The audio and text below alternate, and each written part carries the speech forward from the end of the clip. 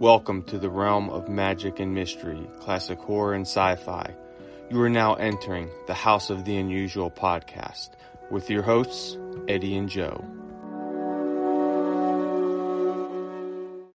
Welcome all you cool ghouls and friendly fiends to the House of the Unusual podcast. I'm your host, Joe Pavlansky. With me as always is the maestro of mail order mysteries, Eddie Guevara. Also co-hosting with us tonight is mission extraordinaire Chuck Caputo. Gentlemen, how's it going? All right, pretty good.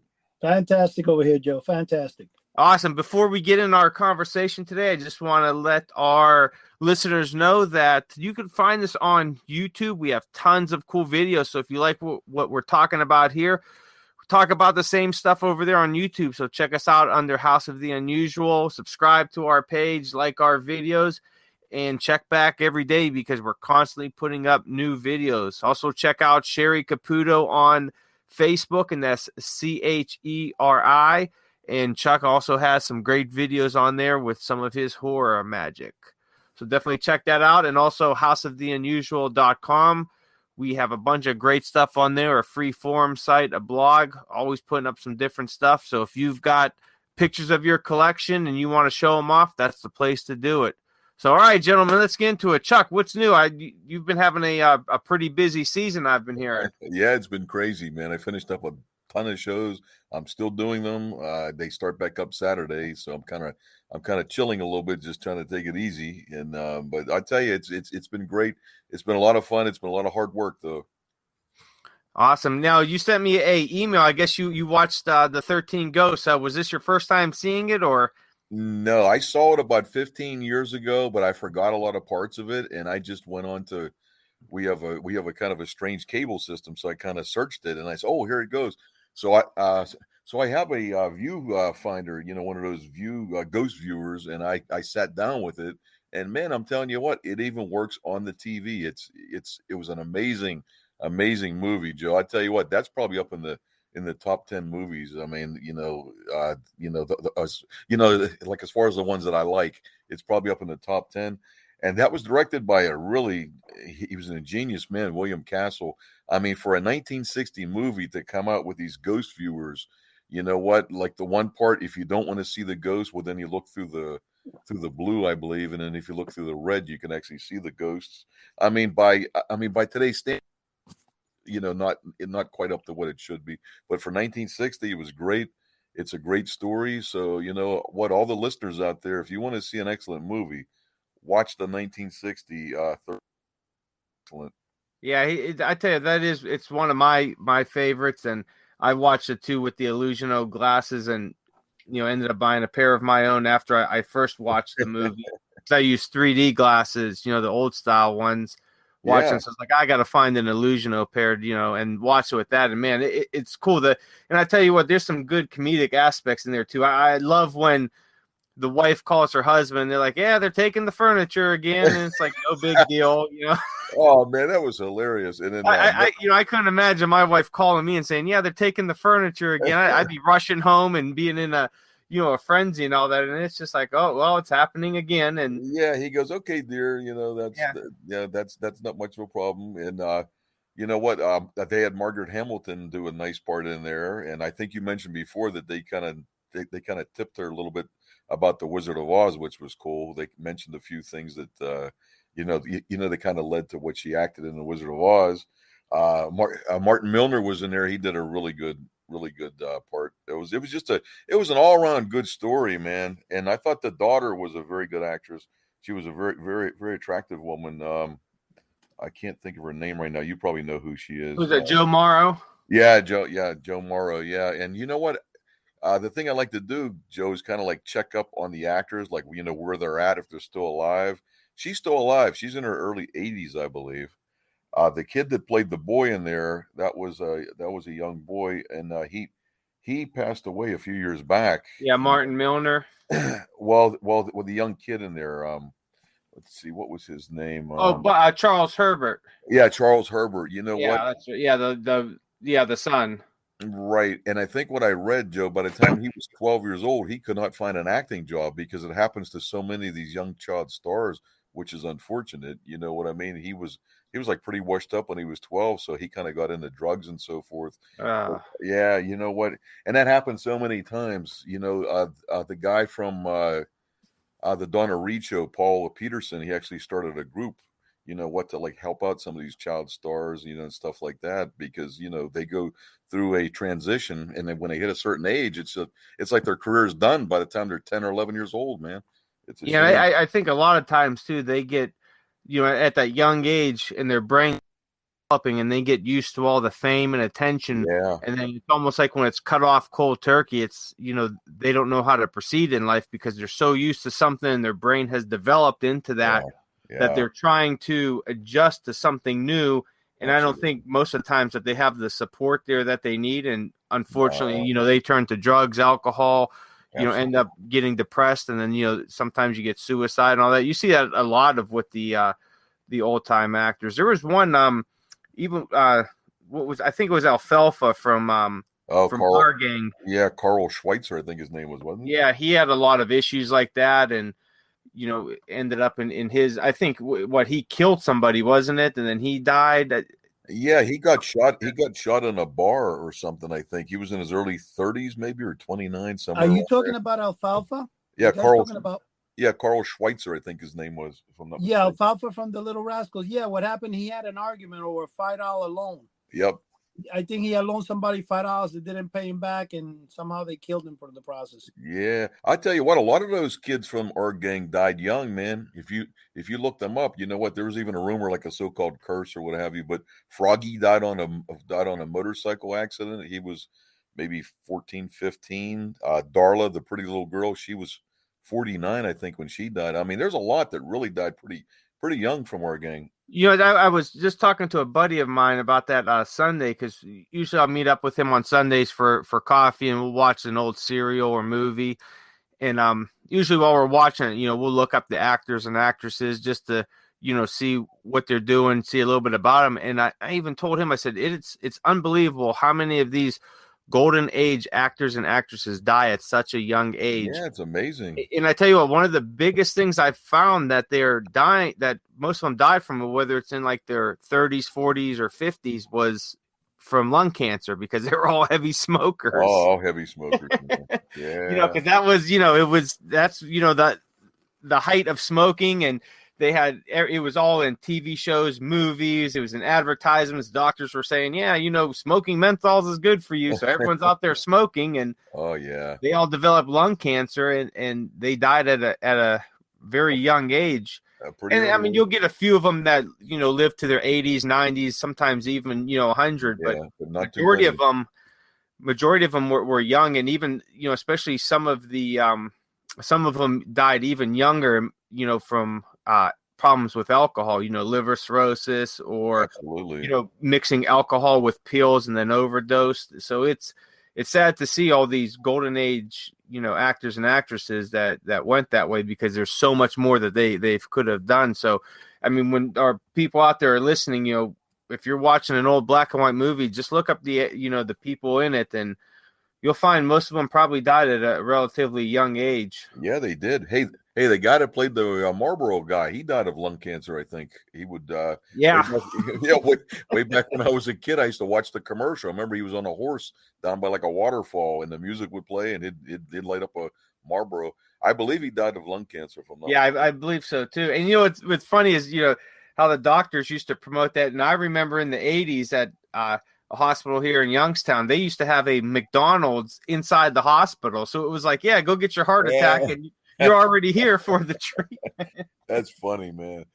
So, as Eddie was saying before, we talk about, health issues sometimes, that, there it is. Don't smoke and don't eat McDonald's. Yeah, that fast food crap, that's just bad for you, man. Yeah. Very, very, very rarely do I do it. I mean, if I'm in a hurry, like between shows or something, I'll drive through, but I'll try to get like a salad or a baked potato or something, Yeah, there you go. So Eddie, what's new over at House of the Unusual? You got some exciting things coming up? Yeah, I was noticing, talking about the health. One of the exciting things I have is that I'm actually trying to incorporate for all the listeners out there. I mean, we as collectors go to trade shows, we go to Comic Cons, and most of us are probably over 40. The problem with that is a lot of us go there and eat hot dogs and like Joe likes French fries, especially with cheese on it. Problem is that develops into a heart attack. So I actually have Dr. Boyajin and the president of Local 621, union guy. He's actually for the workers and stuff. They're actually starting some type of cooking channel, and they're going to be hosting the channel on House of the Unusual. I asked them to do so because this way our listeners can actually get some good advice on how to cook and eat healthy. This way we could, last longer, and this way somebody out there can find me the 7-foot robot plane. And when they could drink, they could drink. Hey, I think that's a great idea, man. That sounds fantastic. Yeah, neat. Other than that, what I was going to say is when you guys are talking about the 13 Ghosts and stuff is I got to admit the movie, I've never watched it. I've always been intrigued by it, and I bought the glasses for it years ago, but I don't know why I've just never watched it. I think I will do that probably today or tomorrow. Yeah, check it out. What I was going to tell you guys, which is interesting, when you guys talk about 13 Ghosts, there was a movie I saw a long time ago when I was little. And I'll tell you what, going to school, and I'm sure a lot of you guys remember Scholastic Book Club. Oh yeah, I love Scholastic. They were cool. That was the most exciting. In the 70s, man, you always got to buy these haunted books. Yeah, a book with a magnifying glass inside. You had the Dynamite, which was always like the magazine that bore like 3D glasses. I still buy those books when I could find them on eBay if they're like horror or sci-fi related. I got a whole mess of them, man.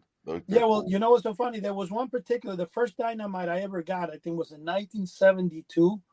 And it was Lee Majors in the cover, the $6 Million Man. And it had inside a 3D poster of King Kong from the original King Kong movie over the Empire State Building. Oh, wow. And the 3D glasses, that was actually the first time that I really ever got anything that was 3D. And the 3D glasses came enclosed inside. When I got that book, it was so fascinating. It was like, wow, man, best book I ever had. And of course, it had the $6 Million Man in the cover, which was my favorite show at the time. Yeah, that was a good show. But Eddie, tell me the best thing wasn't sitting in class and seeing that Scholastic, book cart come rolling in. Well, I'll tell you what. You're right, Joe. Yeah, you're right. I went a step further. I used to love Scholastic Book Club so much. And then later it became, I think, Arrow, where it had bananas instead of Dynamite. Remember that? Oh, yeah. Now, what happened... Bananas was, I think, geared more like to the teenagers. Right. Dynamite was more for the younger generation. But what happened is that when I started my business in 1985, I actually had a magic shop in 1989. And around 1989, I was so much, I loved, even to this day, that so much that I actually called Scholastic Book Clubs and I told them that I was going to be giving magic classes. And I need it for my students. And I actually became a member, and they would send me the flyers for me to give out to my students. I was in heaven, man. Wow, that's cool. But I'll tell you some of the greatest things about Scholastic, and I bought Scholastic up there because that's the first time I ever got introduced into 3D glasses and all that stuff. So that's why I was always intrigued with the glasses from the 13 Ghosts and all that. But during that time, there were two particular books I bought. One of them was called Mr. Corvet's. I think it was Corvets, Magician. And it showed a little kid reading a book. The cover of the book was purple. It showed a kid with a flashlight going through a book. And out of the book emerged a ghost. And it's kind of like a specter that comes out of the book, is looking at the kid, and he has a magician's hat on. And he's got like Dracula teeth, which it kind of reminded me. If you guys remember Dynamite, in back of Dynamite, one of the great things Dynamite had was Count Morbida. Oh, yeah. The Dracula, the cartoon. Yep. And Count Morbida, obviously, they had one time a flexi record inside, which I also got and still have to this day because that's something that I loved. And I actually, after the fire, I lost my original one and I was able to get it on eBay. But Count Morbida, I think it is M-O-R, it was like Morbida, right? He spoke like Bela Lugosi, which was funny. He had the accent. You can hear it on on the Flexi record. And what I did is Mr. Corbett's Magician, that particular book was had an awesome cover. And then there was another one called The Mystery of the Green Ghost, or The Mystery of the Snow Ghost. Oh, I think I remember them. Yeah. That particular book had a cover, and it was greenish. And in the cover, it showed like a girl looking sideways, like towards her back. And then you could see like a haunted house or a Victorian house way back. Somehow, when you looked at that book, and when I looked at the Count Morbus Magician, which Mr. Corbett's Magician, I'm sorry, which, believe it or not, it took me a while to be able to regain that book because I lost mine in the fire.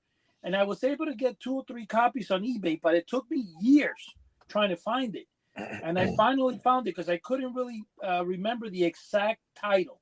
And of course, there were different covers to the book.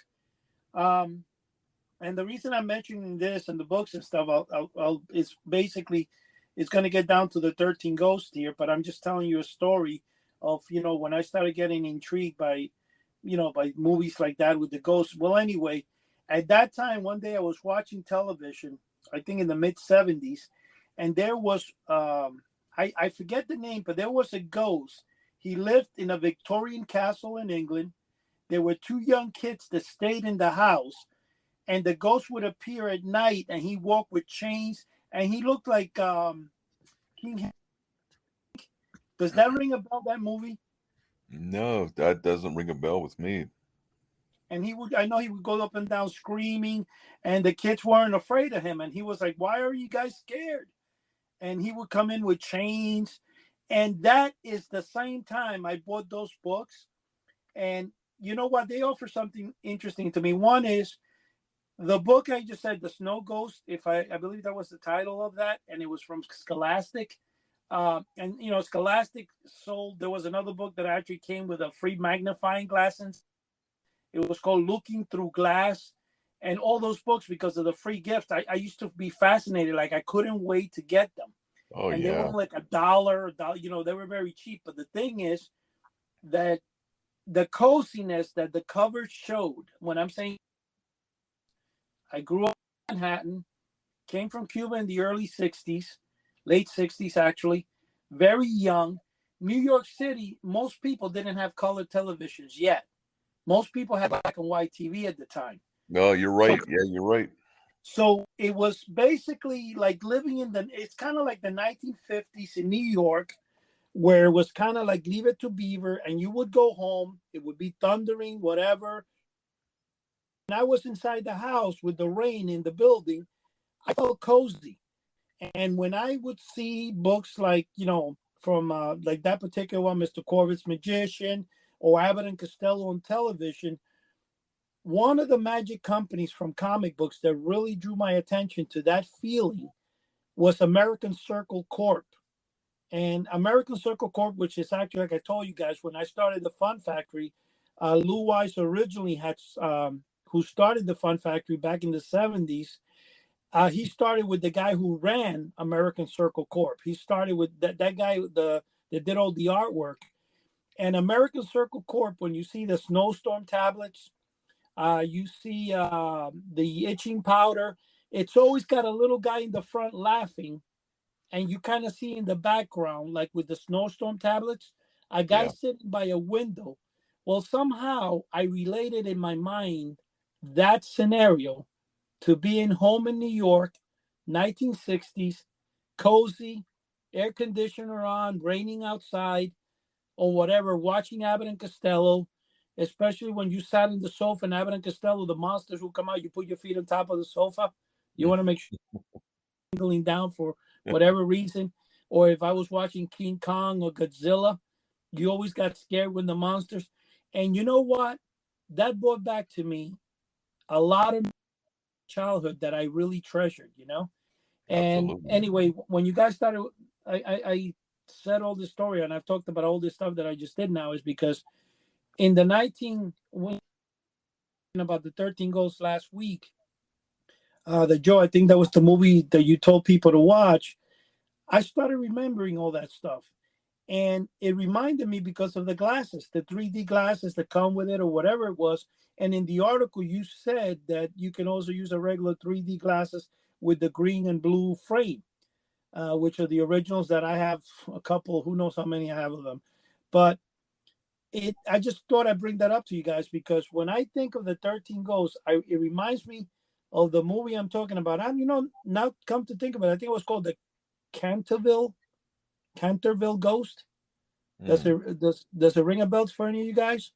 Maybe of Canterbury. I think so. Is that the one that the ghost is dressed like King Henry VIII? No, maybe we're thinking of something different. No, it's not Hounds. It's something Canterbury or Canterville Ghost, and it's like I said, two kids. They with the parents inherit a mansion. There's a ghost when they're sleeping in the bedroom. Okay. The Canterville Ghost. Okay, that's it. Correct. Yeah. Oh, there correct. You go. And you want to know something that was creepy as hell too? That when I was growing up, it scared the heck out of me. One day I was watching, I think, In Search Of with Leonard Nimoy. Oh man, I love and that. There was one about ghosts, talking about legendary ghosts and stuff like that. And they showed one particular ghost that the girl, I think, was sleeping in this Victorian home, and she's sleeping down the hallway in a room there. And she says when she opened up her eyes or something, she saw someone standing there. To this day, that thing kind of brings me the creeps. It makes my hair stand when I think of it, because it was kind of like a scary thing for me back in the day. And, you guys know very clear. I mean, in the 1970s, when before, Halloween came out, I'm talking 1971, the movie Halloween didn't even exist. No, it didn't even exist. You didn't have none Psycho, none of those movies were out yet. So when you watched anything, it was usually Alfred Hitchcock, the old monsters like Bela Lugosi, Frankenstein. And I think one of the first horror films that ever came out were like Psycho. And then they had Silent Scream, which I mentioned in a podcast a while back, which had a skull with all the worms coming out of it. And then movies started getting a little bit more grotesque, But in the day, when you see, especially, I'll never forget this to this day, I don't know what movie it was, but I believe it was Alfred Hitchcock. And all the houses in the 1940s films and 50s always had a staircase that would go up like the House of the Monsters, where you'd be in the bottom and the stair would go straight up to the house. And I think they use the same setting for a lot of films because it's mostly the same. Well, there's one that there's this guy who goes upstairs with a lady, and then the guy kills the lady, but he grabs her in the shadow. You see him grab the woman and a knife go up and plunge down once or twice, but you don't get to see the person. You just see a shadow. That scared the shit out of me. So that makes you go to sleep, and you're like, oh my gosh, Oh yeah. Hey, the thing that was funny, Eddie, what you mentioned, way back in the late '60s, I remember, my mom would watch the soap opera General Hospital, and like they would say, stay tuned for General Hospital in color. It was like a big deal back then. It was like, this is going to be in color, man. You know what I mean? Because very, very few people had color sets back then. They didn't. No. And then when it went into about 1974, 75, I remember, home on a Sunday night before I went into school the next day, I just took a bath and I sat down and watched a movie. It was like the Sunday night movie of the week or something. And that was when Trilogy of Terror came on with Karen Black. And I tell you what, you talk about scaring the crap out of you, man. Wow. That was the biggest conversation the next day at school. We were in about maybe 5th or 6th grade. And that's another really, really cool movie. And there's 3 sub stories in there. And if there's any listeners that haven't ever watched that, check it out. It's called The Trilogy of Terror. Karen Black plays all 3 different roles in there. It's an excellent, excellent movie. You know something. It was also that in 1973, I think that the first television we had here in 1968 was a big, I think it was, if I remember, RCA. And the cabinet had 4 legs. I think that it was a big screen TV. It was 23 inches. Oh, they were I remember. Huge. Yeah. Or 27 inches. And it had a glass in front of the tube. And then you had that big giant knob with the light behind the number. Yeah. that would go like kung kung kung, and you only had like from channels 2 to 13, and you pull the button in and out. Well, here's the story. In 1976, my stepfather got the first color television for us.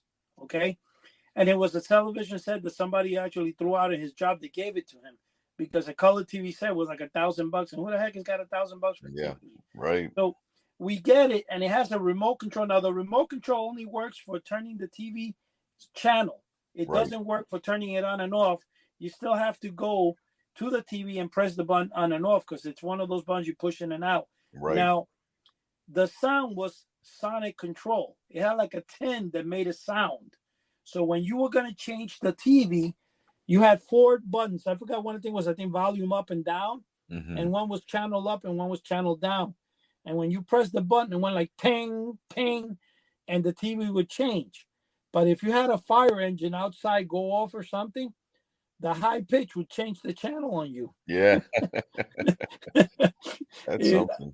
And that's what I had. But when you're saying Trilogy of Terror, yeah, you just brought that back to me. I haven't seen that in probably 40 years, Chuck. I'll tell you what, man, that is such a cool idea. And that was like before CGI. You know what? Dan Curtis, who Dark Shadows, he did a lot of the puppetry. He directed, like the little Zuni doll. That was all like puppetry and stuff that they just watched the angles from. That was way before CGI and everything. I tell you what, that scared the crap out of me, man. That was just such a good story. What about the one that said we control the horizontal? What was that? It was Outer Limits. Outer Limits, yeah. Is that the one also that had the the Outer Limits were the ones with like the oscilloscope lines? Right. Yeah, that was probably one. I loved Outer Limits, man. That was a great show. I mean, it was only I think 2 seasons. 3. Or no, 7 seasons. No, was it? How many seasons I have was that? the original Outer Limits. I have a set. It's a 3-season box set. 2 I'm just looking it up now. 2 seasons, 49 episodes. Yeah. Oh my God. Man, it seems like it went a lot longer, but because they were probably because they were hour-long episodes. But man, talk about some good sci-fi stuff with some good cool-looking aliens and all that. I remember, what was the one that I think it was the Xanthi Misfits, where the little insects with like the people looking faces. I remember that one. Yeah, I remember that. That was cool. Which is the one that the nurses, remember, they're looking at everybody's got their face covered, and they're looking at it. Was that the Twilight Zone? That was Twilight Zone. You know what I'm talking about? They're all monsters, but they're in outer space, and they're looking at a human, and everybody's happened to the human, and I think their faces were all disformed. Yeah, I'll tell you what, the Twilight Zone, man, that's my ultimate. I'm a huge fan of Rod Serling. I mean, he wrote about 65% of the shows. There was other writers, that did write things, but that guy was way ahead of his time. Oh my goodness, he was unreal. But there was another series, I think I talked about this prior to coming on tonight. It was called Thriller, hosted by Boris Karloff, and that was really good too. That was excellent. There were some really good stories on there, and what was cool about it is when you look at the old actors. I mean, Bill Shatner was on a few of those episodes as well. He was on a few of the Twilight Zones. It was like they just used these actors, they shuffled them off to different studios, and they acted in different series. Which one do you think, Joe or Chuck? Which one do you think was first, the oldest? Because when you look at The Veil, Thriller, Twilight Zone, Outer Limits, they all kind of had the same format. So I'm just wondering. They got the same format. Maybe, you know what? It seems to me Outer Limits is pretty early. I mean, that seems like it might be one of the first ones. I don't know. I could be wrong, but it seems to me that Outer Limits is really pretty early. If you check it, Joe, if you Twilight Zone was out first in 59, and then Outer Limits started in 63. Oh, really? Yeah. Okay. Wow. What about, did any of you guys see the Twilight Zone, the new ones, the new series that came out a few years ago? Oh yeah, it seems like every 10 years or so they come out with a new Twilight Zone series. Yeah, my favorite was the one in the plane. Remember the guy in the plane? I forgot what it was, and the plane was compromised. And I love it. Yeah, there was a gremlin on the wing, and was the original story with William Shatner. and nobody believed them. And yeah, that was an excellent story. But yeah, they come out with a new Twilight Zone series. Is it Jordan Peele, I believe, just came out with a series a couple years ago. And you know what? A few of the stories were good, but most weren't too good. Hey, you know what? If you're going to try and fill Rod Serling's shoes, that's a big task. I mean, let's face it. They need to just leave Twilight Zone alone. I didn't Ye- watch any of his. I'm not really a big fan of anything he does besides his comedy. yeah, But right. I know they did a Twilight Zone. I think it was an hour long. Was it maybe the 90s or so? Yeah, If I'm they always did it every 10 years or so. And Yeah, that wasn't that good either. I think they were hour long yeah, episodes. I'm trying to look it out now. 85 to 89. that's it. Yeah, they weren't that good. They were about hour long episodes, and I mean, there were Yeah, some of them that were okay, but a few. yeah, Yeah, I'm just too much of a fan of the original ones of the yeah. original. to get into those. But I did like I did, however, like the '80s movie. Oh, I that was think, neat. That was cool, yeah, man. I think mainly because I was young when I seen it, so it's kind of like a nostalgic movie for me. And I tell you Yeah. what, the beginning really scared. I remember being scared as heck as a kid. When those two were riding in the car, and he says, "You want to see something really Yeah. scary?" And he turns around, and his face is all crazy. Yeah, wasn't that Dan Aykroyd and somebody else? I can't remember who, but I think it was Dan Aykroyd, if I'm not mistaken. He was driving. I'm trying to look up now. Yeah, Albert Brooks and Dan Aykroyd. That's it. That's it. Well, Albert Brooks. Yep. Yeah, but I tell you what, there were some good stories in there. I mean, you had Oh, the absolutely. one about the what was it, the concentration camp, I believe it was. Yeah. Yeah. And then the one I really liked was the kick the can. I thought that was a really good one. That was a real good with one. the old guys. Yeah. Yeah, and it's almost kind of sad because that you could all you want to be young again, and then but you go back to that life of where you're in bed, you can't move that much, and you kind of have this nostalgic look back at how your life used to be. I Absolutely. thought it was a good segment, but pretty sad. Yeah, it is Yeah. sad. It is sad. Hey, I got something talking about all this stuff. It's about Rocket Man, and I know this. If any of our listeners out there know, our Joe, our host here, Joe, the one that makes this show happen, and Chuck.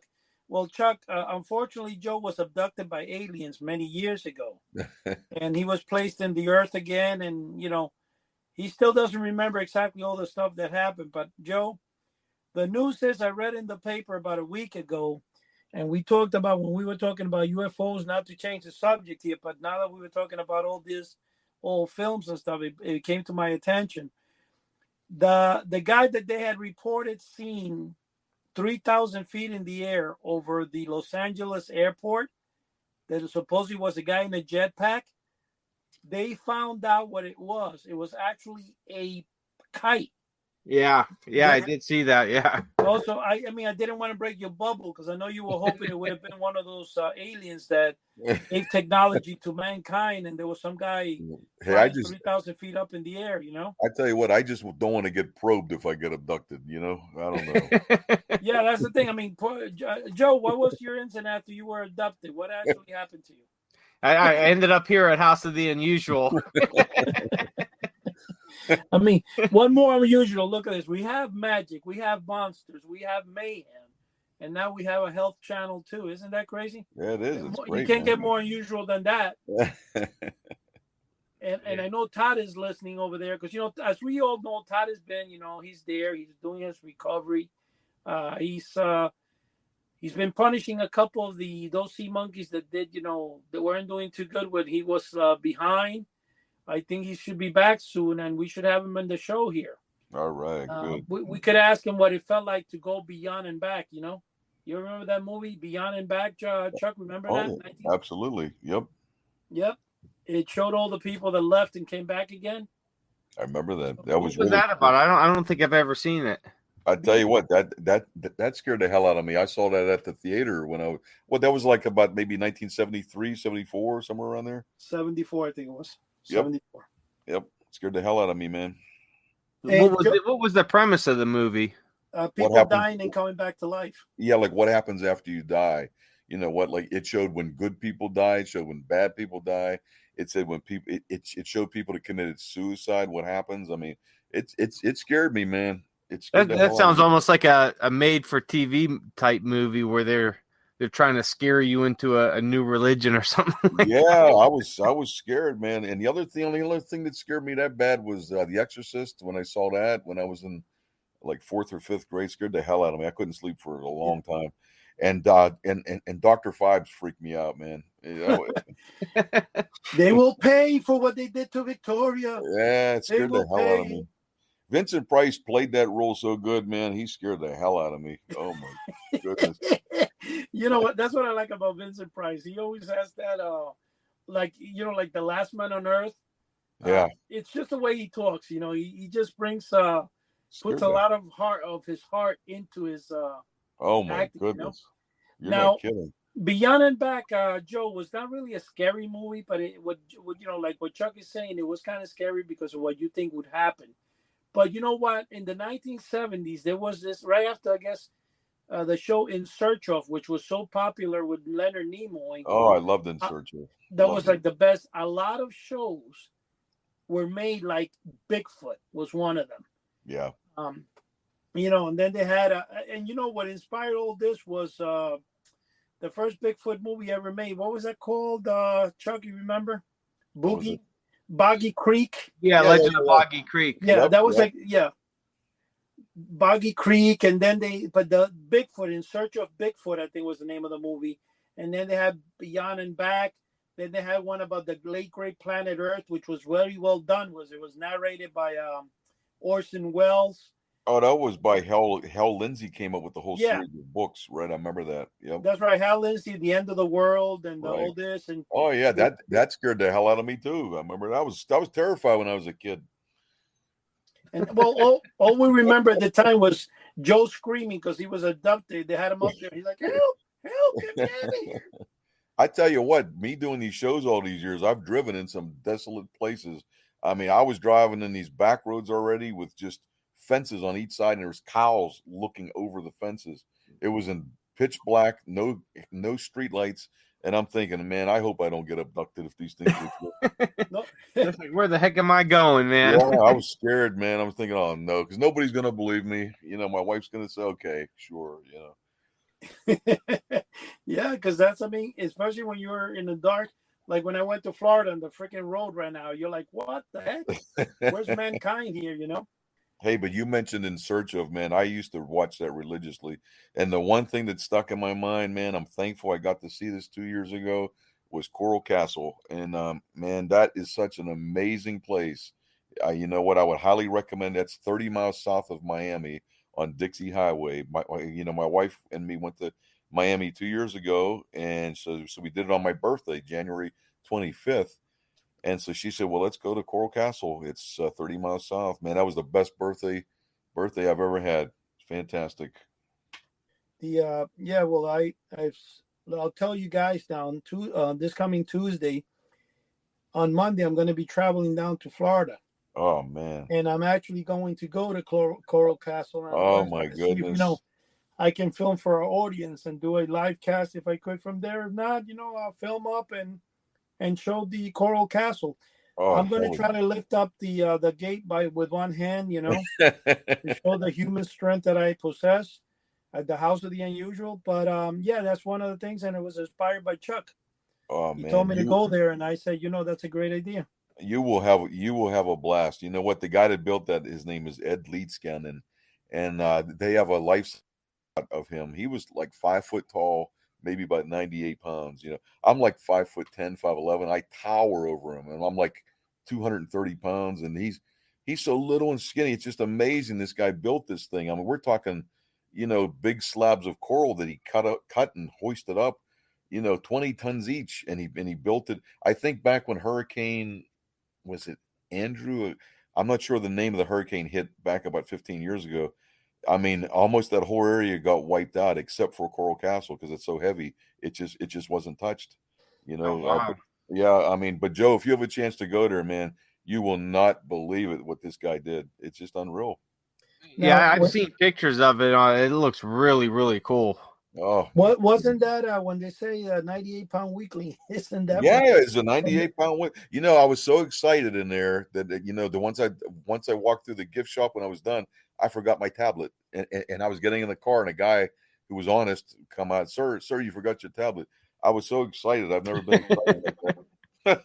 That sounds like the Charles Atlas hats, 90-pound, 98-pound weakling. Yeah, he was so skinny. This guy was so skinny, and he was emaciated. Wait till you see, you won't believe it. I mean, I don't know. It seems like that even modern day engineers can't even Uh, replicate what he did. I was reading an article actually when you told me to look up, and I think I mentioned it earlier before the show. The article stated that the friend of the guy of this Ed Lee, whatever his name is, Right. he stated that he spent many evenings with him while he was working late into the night, Mm-hmm. and that he used pulleys. He Right. used because they said the guy was pretty smart, Yes, he was and very he was able intelligent. to. And he said that when people bring to the castle that there was some type of psychic or alien concept to it, he says it kind of. This is what the guy wrote. His friend. It kind of is disrespectful to Ed Leesky because he considered hard work, and he was not a guy in a nutcase. If you guys are aware, he also wrote a couple of books where it said Yeah. that the government or something was making people lazy. But now I forgot what it was. But there are a couple like weird subjects he wrote on, Yeah. or that they were trying to make women weak. Yeah. I think there was one thing they would say. Oh, go ahead. You know what? The gift shop sells those little booklets, Eddie. Make sure you buy them. I mean, you will be amazed at the stuff. You'd be amazed at the stuff he wrote in there. It's actually by today's standards really funny. I mean, but the guy was very, very intelligent. The actual door doesn't spin anymore. That collapsed in like maybe 1987, and then the Florida, the engineering students from the college came and they fixed it. It lasted about maybe like 11 more years. It collapsed again. So it's just sitting there. But the one door, when you first walk in, if it's still up, it's a metal door. Ed had on there the solar system, and he had on there 22,000 written on there. And you know what? He was right. Every 22,000 years, I believe it is, scientists have determined that the Earth are actually, it'll change its the polarity. It'll go from north to south to north. So how did Ed know this? I mean, there was things that this guy knew. It was just unbelievable. You Well, know. what we have to see though is when, in fact, now you're even making me think more. I should make this into a special of just there instead of like a live cast. Oh, do it, do it. Film the area and get books and get a couple of things the castle and learn a little bit more because I remember seeing it in Search of with Leonard Nimoy way back in the day. Yep, that But was 1980, Eddie, and that was how long I wanted to see this. It took me 40 years, and by the grace of God, I was able to see it before I die.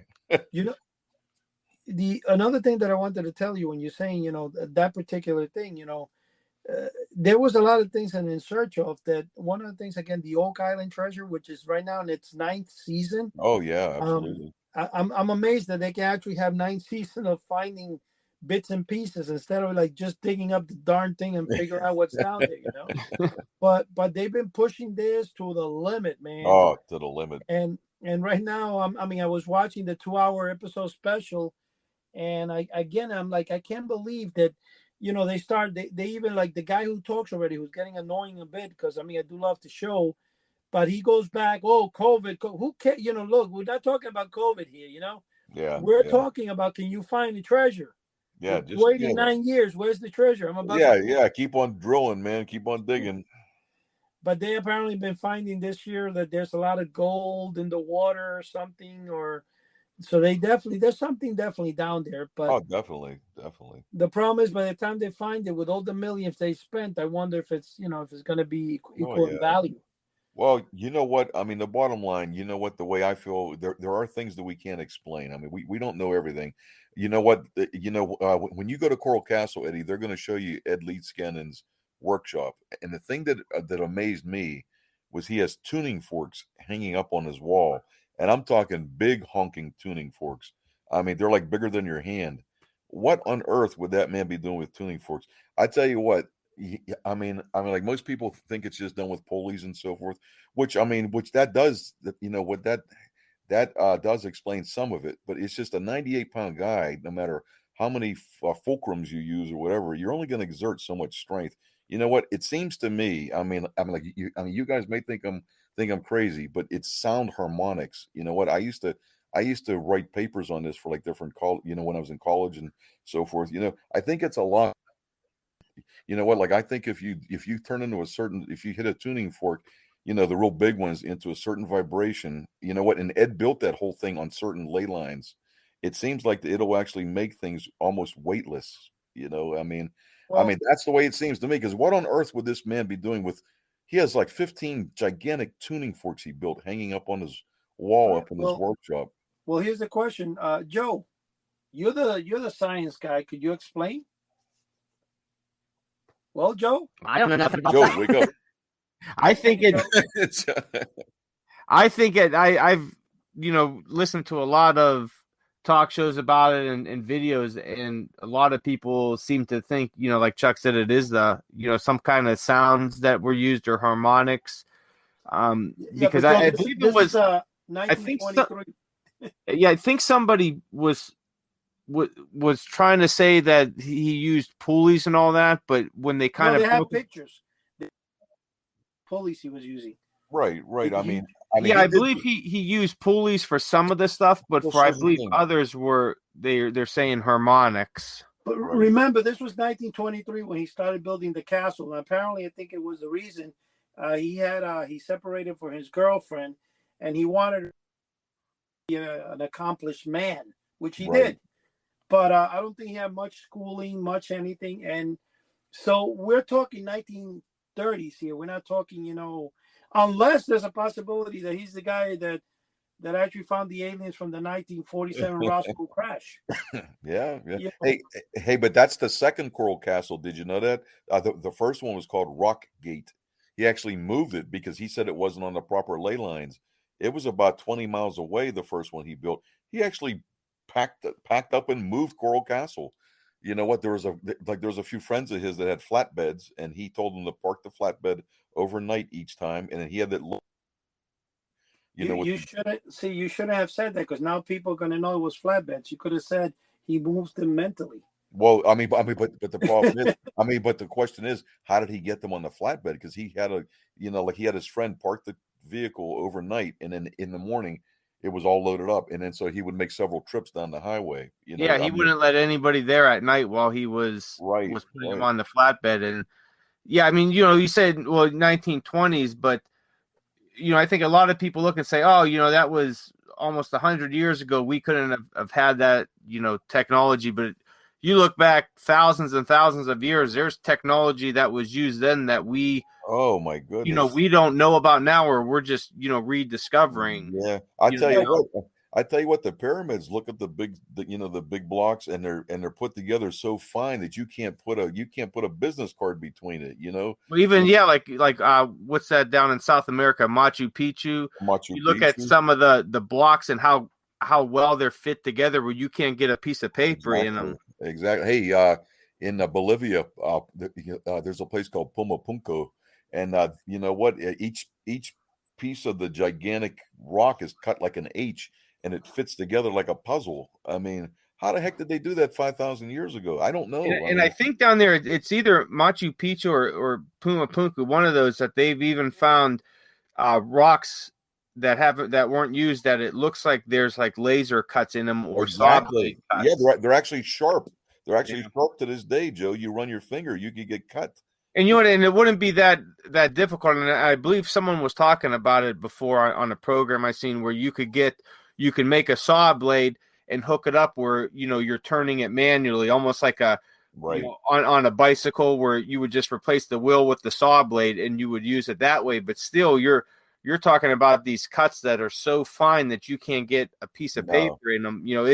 I think that a lot of times we look at these people from even 1,000 years ago, 10,000 years, and say, well, they're just these people that went around and they clubbed their woman and they hunted for food. But I think there was a lot more There's a lot. to Yeah. them that was lost over the years, and we're kind of rediscovering it. Even with medicine, I'm sure Dr. Roberto knows, years ago, or even hundreds, thousands of years ago, herbs. Yeah, they were using herbs and everything, and that kind of went by the wayside because pharmaceuticals, they're making billions of dollars, but a lot of people are starting to rediscover, the benefits of vitamins, minerals, and herbs and everything. So it's something that's, coming back around. And absolutely. Hey, I just have an open mind is what I'm saying. I don't want to. Yeah, absolutely. You know what? I don't want to discredit right away. I kind of want to look at things and examine stuff. You know what? When you're getting back to herbs, when I was a kid, I mean, real young, you know what? Like if I had a chest cold, some kind of mixture together, mustard plaster, and then she would lay like a compress on my chest and mix this stuff. It looked like yellow mustard. It was hot. She'd lay it on my chest, and that would pull the congestion out. It was unbelievable, And that's an old family remedy type of thing. I mean, you don't even hear about it anymore. That had to be 50 years ago, So there's stuff that's been around that can aid people. It's just not the antibiotics we have now and stuff and everything. There's different, there's different alternative medicines, right? When we're talking about all this and stuff, and when you're saying ancient time, you guys just bought. What is Joe or Chuck? What's the name of that place in California that has a lot of dinosaurs? Is it the Fleur or the Libra or something like that? What's the name of that place? Oh, the La Brea Tar Pits. Oh, okay, the La Brea. Right. They made a TV show. I actually caught it the other night after the Blacklist that I was watching the ninth season. And I wound up spending the 2 nights watching 3 episodes per night and going to sleep at 6 a.m, which I regretted later. But actually, I think now they're up to the 7th show.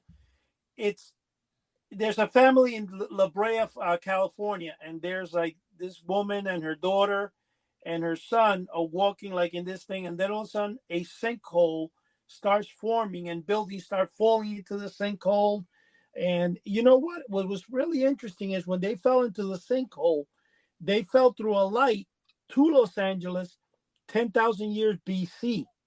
So her husband or her ex-husband was seeing visions before her and the husband separated because they thought he was nuts for like 4 years prior to this incident. And apparently the government knew about it and they were hiding it, that, that there was actually, that they knew that the people there that had fallen through the light were probably in the past. And it was very interesting because what the husband did to prove that the visions he was seeing after his wife fell through to the scientists is he went to a place and dug up her ring that she lost because he saw her in 10,000 BC, saw her what she was doing, and he dug up her ring because now remember, we're in modern day and this was 10,000 years ago. And when they did a sampling, it stated that the ring was 10,000 years old. And so he's trying to go through the sinkhole with a special plane to retrieve the people that fell through. And it's, the premise of the show and the idea of the show is kind of cool. Oh, it's interesting. I got to admit, though, after the second and third episode, I kind of got sold into it. It's a little okay, but, it's better than one that, if you guys remember, about 2 or 3 years ago, there was one that it was a plane that took off. The idea behind the show was phenomenal. A plane takes off. When it lands, it actually landed 2 years later. And I don't know if you guys remember that. I forgot the name of it. It was, I think, in History. No, not in History. I think the show was on NBC or something. I forgot the name of the show. But let me tell you, the show was horrible. It was a show with a great idea, a great writing script for the beginning, but the show was horrible. It should have never even been aired. It was one of the garbage. I mean, one of the biggest piece of garbage I've ever seen on television. But this one, though, the La Brea, if you guys haven't seen it, it's on its first season right now. I would suggest watch the pilot episode.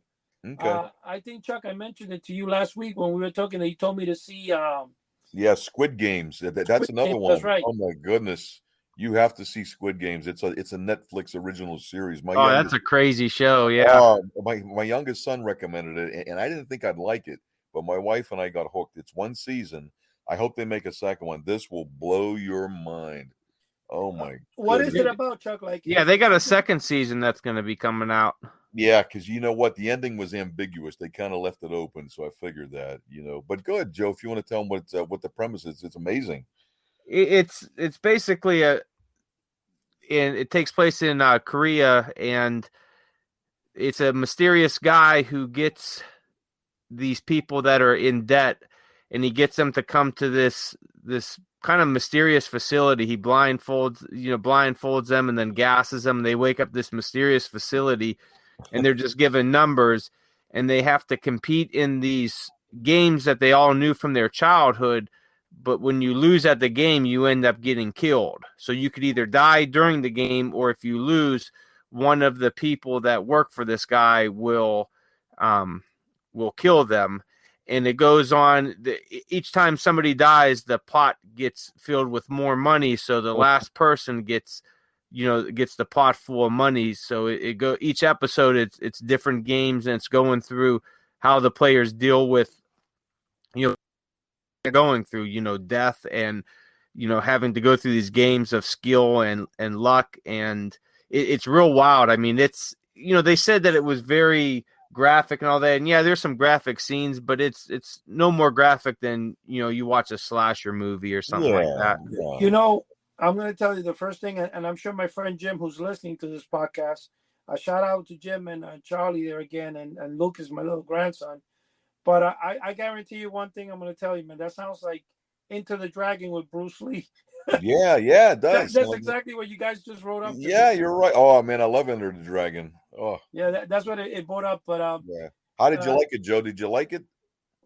Yeah, I actually thought it was really good, and I kind of, I don't want to give too much away here for people that haven't seen it, but I kind of figured out who the mysterious guy was. You know what? About the third or fourth episode, when they introduced another character, I kind of figured out who it was. Yep. And then there's a group of people that come to the island. I don't want to say too much again, but I kind of figured out their thing. Right. So the storyline, it's very simplistic, and we've seen this storyline before in movies and shows, but it's still good. What I'm excited for is the second season, because at the end, they really set it up for a second season. Yeah, they kind of left it open, but it's definitely going towards a second season, which I believe they already announced.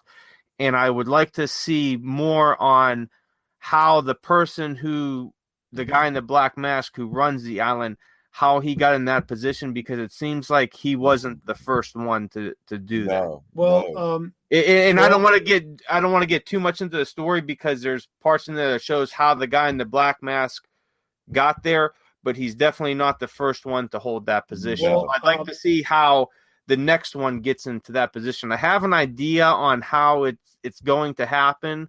Right. But I'm going to wait till the second season to see if I'm right. To any listener out there, right now, before we start talking about our guest, and we start telling you guys about the different friends of us that listen to us each week, and we want you guys to help out.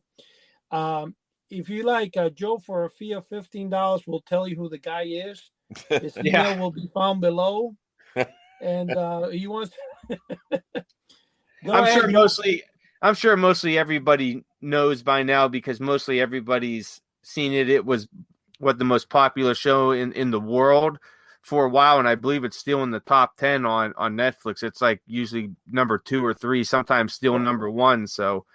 Joe, I believe. Why don't you do what Ralph Crandom did when he tells his mother-in-law not to tell about the play, and then she gives him the ending of the play? He goes, "You are a blabbermouth." Yeah.